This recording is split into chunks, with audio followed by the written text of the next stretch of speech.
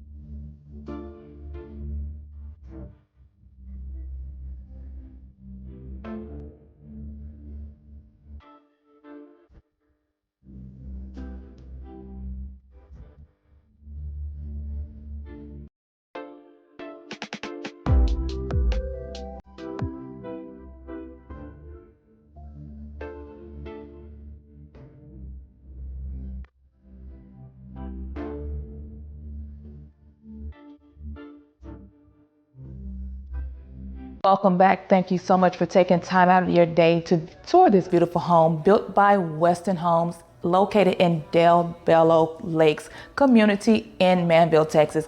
Now remember, if you have a question regarding this builder, this model, or any other real estate questions, leave them in the comments below and I will make sure I answer them. Also, if you have not done so already, hit that like, subscribe, and that bell to be notified of new weekly videos. Thank you so much, and you all have a wonderful and blessed day.